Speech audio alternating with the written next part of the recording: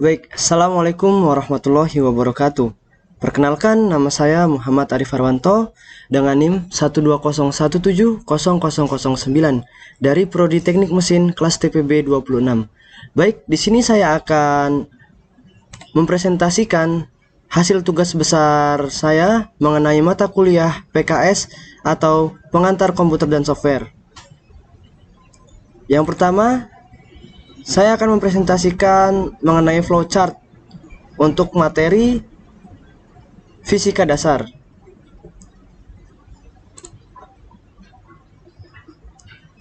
Baik. Di sini saya mengambil mata pelajaran yaitu fisika dasar dan juga matematika dasar. Untuk fisika dasar sendiri, saya mengambil materi ialah menghitung panjang gelombang. Panjang gelombang ialah jarak satu gelombang yang diwakili dalam huruf Yunani berbentuk seperti huruf Y terbalik, di mana rumusnya ialah V per F atau kecepatan gelombang dibagi frekuensi. Tujuan daripada saya membuat program kali ini ialah untuk memudahkan user dalam menghitung panjang gelombang sesuai dengan keinginan ataupun kebutuhan user. Rumus panjang gelombang adalah lambda sama dengan V per F. Baik, langsung saja kita lihat di depan kita sama-sama. Oke.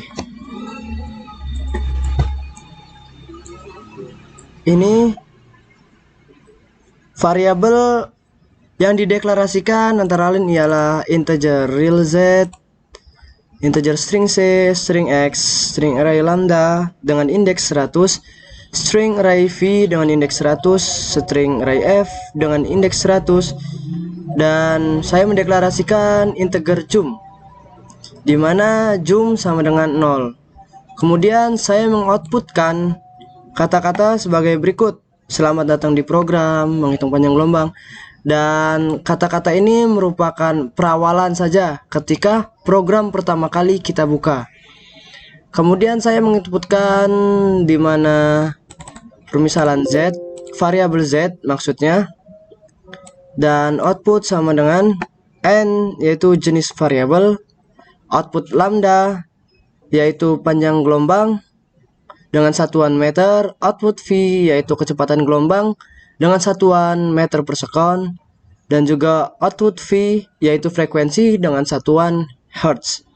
Kemudian saya mengoutputkan masukkan variabel yang mau dihitung. Ini gunanya ialah ketika user akan menjalankan program, ia harus menginputkan berapa variabel yang akan dihitung, semisal variabel lambda, V ataupun F. Oke. Kemudian pada saat program dimulai, user akan diminta menginputkan banyaknya variabel yang akan dihitung. Atau variabel yang akan dihitung itu apa? Seperti misalkan F, V ataupun lambda. Mengapa saya di sini menggunakan kata lambda? Dikarenakan untuk di logarithm atau flowchart itu tidak ada lambang Yunani lambda. Makanya saya menggunakan kata lambda. Tidak seperti V ataupun F yang terdapat singkatannya. Oke, baik, kita lanjutkan. Pilihan perhitungan akan digunakan sebagai kondisi dalam percabangan if. Ya, dimana jika X sama dengan lambda, di sini sama-sama kita lihat, dan juga terdapat perulangan for, dimana I sama dengan 0 dan N value-nya ialah 1. Oke, ini. Di sini pun saya memakai percabangan if jika X sama dengan F dan juga jika X sama dengan V. Kemudian saya mengoutputkan percobaannya, berapa kali percobaan maksudnya ini. Permisalkan sekali, ketika kita mengklik pilihan kita ialah lambda, maka program akan menjalankan 1 kali percobaan. Dan kemudian akan keluar bacaan seperti ini. Outputnya ialah rumus lambda sama dengan V per F. Kemudian inputkan nilai. Oke, dimana kita menginputkan V ini dengan indeks I. Dan kita masukkan rumus dengan integer jum sama dengan V indeks I per F indeks I, dan kemudian didapatkanlah hasil. Begitu juga untuk X sama dengan F dan juga X sama dengan V. Oke.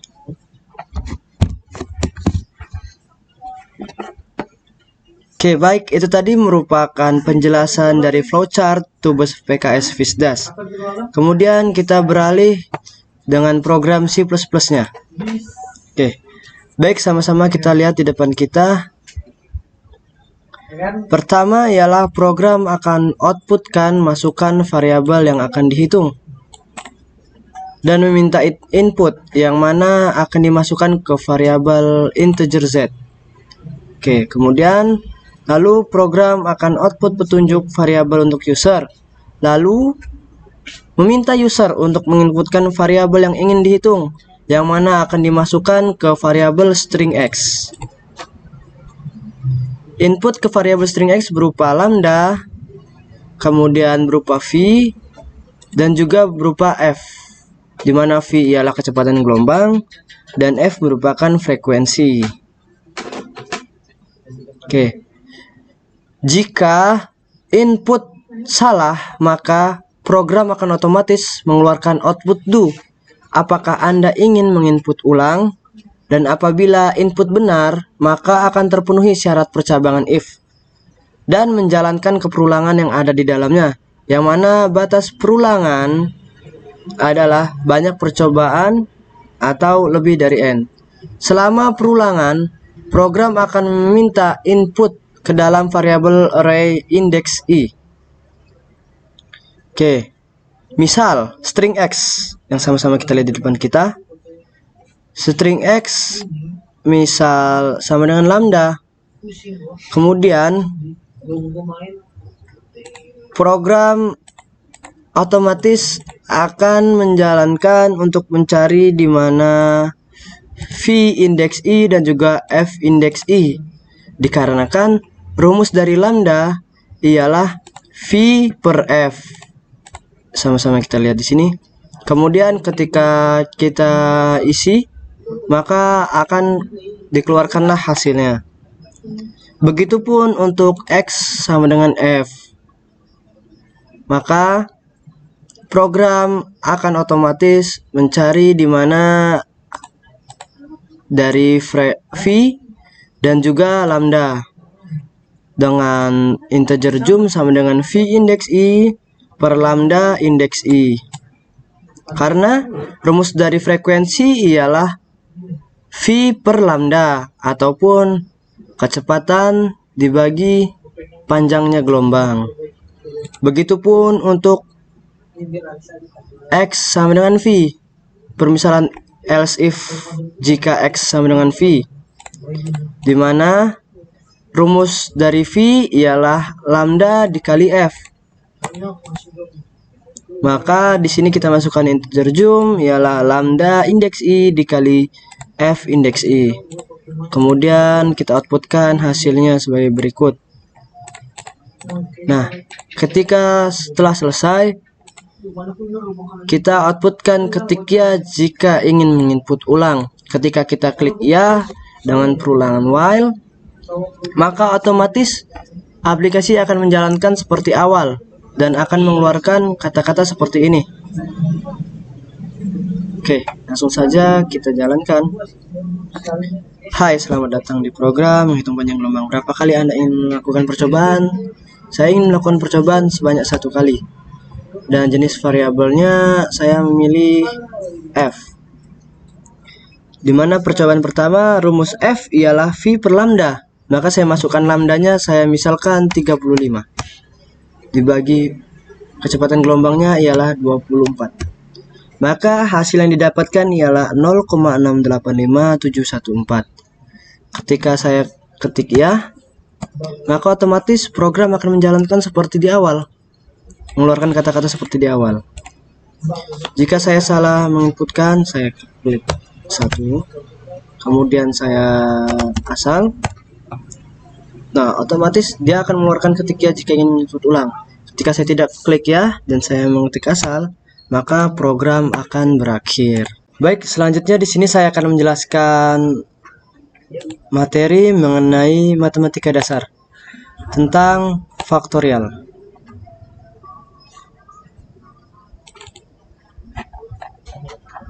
Oke. Faktorial ialah hasil perkalian antara bilangan bulat positif yang kurang dari atau sama dengan n, di mana faktorial ditulis sebagai n tanda seru atau kita bacanya ialah n faktorial. Tujuan daripada saya membuat program kali ini ialah untuk memudahkan user dalam mencari nilai faktorial suatu bilangan sesuai dengan keinginan ataupun kebutuhan user.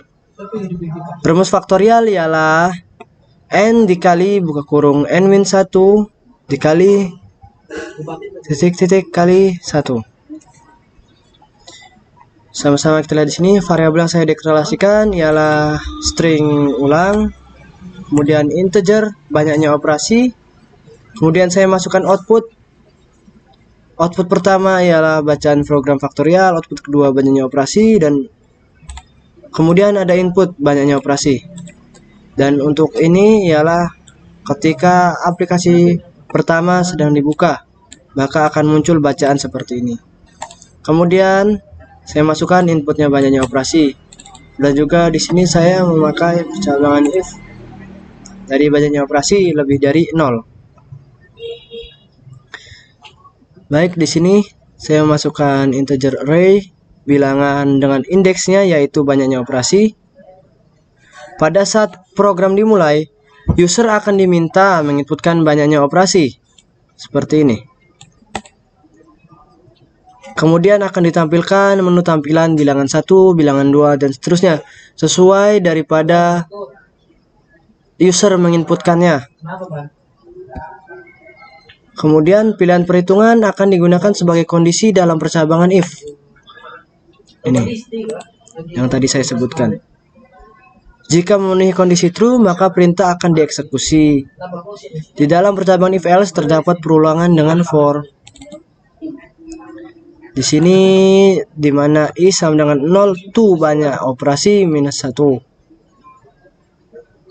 Dalam perulangan ini user akan diminta untuk menginputkan nilai dalam variabel yang dibutuhkan dalam proses perhitungan. Setelah diinputkan, maka hasil akan tercetak. Saat program akan berakhir, maka program akan mengatakan apakah ingin mengulang. Ketik ya jika ingin mengulang. Untuk di sini kita memakai perulangan do. Oke, hal ini disebabkan karena fungsi goTo. GoTo berfungsi untuk meloncat pada label yang telah ditulis di awal program, guna memulai kembali program dari awal. Jika jawaban tidak sesuai dengan yang diminta, maka program akan selesai. Baik, kita kembali ke atas. Ini bisa sama-sama kita lihat. Ketika saya salah menginput atau user salah menginput memasukkan bilangannya, maka akan muncul bacaan. Karena untuk nilai faktorial ini ialah bilangan yang harus positif. Ketika bilangan itu minus, maka output akan memunculkan error dan mengeluarkan perintah ialah masukkan harus positif. Seperti itu. Oke, ini perulangan for. Saya masukkan deklarasi integer sementara. Dan ini saya memakai perulangan while di mana J kurang dari atau sama dengan sementara, di mana saya masukkan rumusnya ialah bilangan indeks I sama dengan bilangan indeks I dikali J. Nah, ini integer J. Oke. Baik, itu tadi merupakan penjelasan dari flowchartnya. Kemudian kita beralih ke penjelasan C++-nya. Untuk di C++, sama-sama kita lihat di depan kita ialah saya lakukan deklarasi string ulang, kemudian integer berupa banyaknya operasi. Di sini saya mengoutputkan seperti di flowchart, yaitu bacaan pertama yang akan muncul. Kemudian user diminta untuk menginputkan banyaknya operasi. Setelah user menginputkan, maka di sini saya memakai jawaban if jika banyaknya operasi lebih dari 0 untuk integer i sama dengan 0, di mana i kurang dari banyaknya operasi dan i merupakan plus. Di sini kita inputkan ialah bilangan indeks i karena ini integer i. Dan untuk integer i sama dengan 0, di mana i kurang dari atau banyaknya operasi, i plus integer sementara, maka di sini bilangan indeks i sama dengan 1 dan integer j sama dengan 2. Di sini saya memakai perulangan while dan rumusnya ialah bilangan indeks i sama dengan bilangan indeks i dikali j, integer j. Kemudian sama ada bacaan ketika salah memasukkan akan muncul tulisan error dan memasukkannya harus positif. Ketika program telah selesai dijalankan, maka program akan kembali bertanya kepada user, apakah Anda ingin mengulang? Ketika kita ketik iya, maka program otomatis akan menjalankan seperti dari awal. Dan ketika kita tidak ketik ya, maka otomatis program akan berakhir. Baik, langsung saja kita coba untuk menjalankan aplikasinya. Program faktorial banyaknya operasi, kita permisalkan 1. Bilangan ke-1 kita inputkan 4. Maka nilai dari 4 faktorial ialah 24. Kemudian saya ingin mengulangkannya lagi, kita ketik ya. Dan saya inputkan banyaknya operasi 5 kali. Di mana bilangan ke-1 1, bilangan ke-3, bilangan ke-2 3, bilangan ke-4 5, bilangan ke-4 7, dan bilangan ke-5 4. Oke. Maka otomatis akan muncul 1 faktorial 1, 3 faktorial 6, 5 faktorial 120, 7 faktorial 5040, dan 4 faktorial 24. Oke, mudah bukan? Tentu saja ini akan memudahkan user untuk mencari hasil dari faktorial suatu bilangan, karena tidak perlu mencari satu-satu. Ketika kita masukkan berapa kali kita akan melakukan banyaknya operasi, maka otomatis aplikasi dapat menyelesaikannya. Baik, itu tadi merupakan penjelasan dari program yang telah saya buat mengenai materi fisika dasar ialah menghitung panjang gelombang, dan juga materi matematika dasar ialah faktorial. Bila ada salah kata dan kekeliruan ketika saya menjalankan ataupun menjelaskan dari program yang telah saya buat, saya mohon maaf. Dan saya akhiri, wassalamualaikum warahmatullahi wabarakatuh.